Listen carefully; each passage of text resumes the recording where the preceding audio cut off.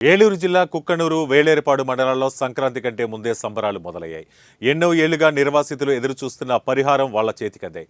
Polavaram MLA Chirri Balaraju అసెంబ్లీలో కోరిన వెంటనే స్పందించిన CM Chandrababu, deputy CM Pawan Kalyan చొరవతో సుమారు 1000 కోట్ల పరిహారం నిర్వాసితుల ఖాతాలకు వెళ్లాయి. సెల్ ఫోన్లో మెసేజ్లు చూసిన వెంటనే నిర్వాసితులు, కూటమి నాయకులు, కార్యకర్తలతో పాటు రోడ్లపైకి వచ్చి సంబరాలు జరుపుకున్నారు. స్వీట్లు పంచుకున్నారు, డీజే సౌండ్తో డ్యాన్సులు చేశారు. ఈ సందర్భంగా ప్రధానమంత్రి Narendra Modi, CM Chandrababu, Pawan Kalyan, deputy CM జలవనరుల శాఖ మంత్రి నిమ్మల రామానాయుడు, ఎమ్మెల్యే చిర్రి బాలరాజుకు ధన్యవాదాలు తెలిపారు.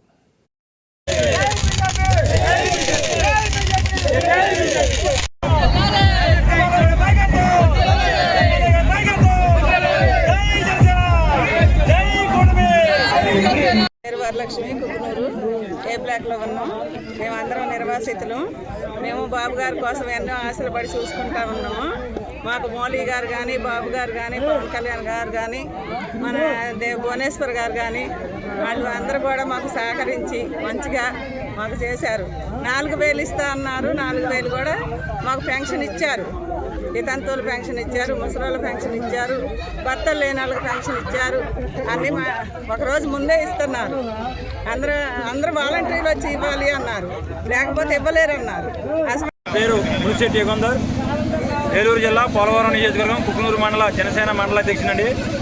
ఎన్నో రోజుల నుంచి మా కుక్కనూరు మండలం యొక్క పోలవరం నిర్వాసితులు ఎంతగానో ఎదురు చూస్తున్న ఈరోజు R&R ప్యాకేజీ పడిందండి.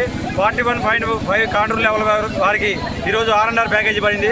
ఏదైతేనే నవంబర్ 18వ తారీఖు అసెంబ్లీలో ఎమ్మెల్యే గారు పోలవరం నిర్వాసితుల గురించి, ఆయన గత 5 సంవత్సరాల నుంచి ఈ యొక్క నిర్వాసితుల గురించి ప్రతి ఇంటికి తిరిగి ఈ యొక్క సమస్యల గురించి తెలుసుకున్నారు.